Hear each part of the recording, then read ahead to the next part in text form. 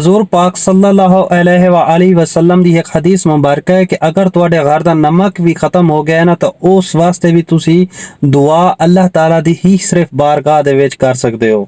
ना कि तुसी किदाई जाके दरबारां ते मत्थे टेको, ना कि जाके तुसी किदाई दरबारां ते जाके सजदे करो, ना ही तुसी उन्हां कोलों जाके मंगो।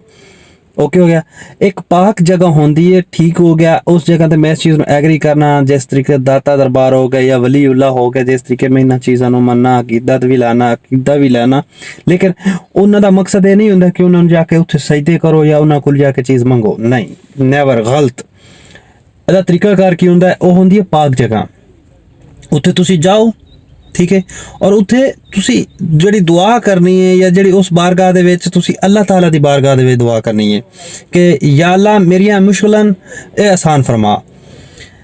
जेड़े औलादां लैंदे ने जाके दरबारां ते जाके चिल्ले खटदे ने ते ये वो, मैं इस ते बिलीव नहीं करता ते ना ही करना चाहिदा है।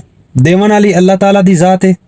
हजूर पाक सल्लल्लाहु अलैहि वसल्लम ने नाले ये इरशाद फरमाया कि मेरी उम्मत दे उत्ते आज दे दौर दे मुताबिक पेश गोई हजूर पाक सल्लल्लाहु अलैहि वसल्लम ने दी सी कि एक दौर ऐसा आएगा कि मेरी उम्मत दे उत्ते या मेरी उम्मत दे विच इतने एक फिरकाबाजी हो जासी कि जितने के बारिश के कतरे जमीन दे उत्ते गिरदे ने, इतनी एक फिरकाबाजी हो जासी। ते आजकल दे दौर च ओही काम हो रहा है, फिरकाबाजी है। बस पीरां फकीरां दे मगर लगे हुए हो। नाले हजूर पाक सल्लल्लाहु अलैहि वसल्लम ने इस फिरकाबाजी तो बचण वास्ते एक हल भी दस्सिया सी कि जदों तक तुसी किसी इस्लाम दे रस्ते तो भटकण लगो, जदों तुसी किते गाफिल होण लगो, तुसी कुरान खोल लो, तुसी हदीस नूं जाके पढ़ लो।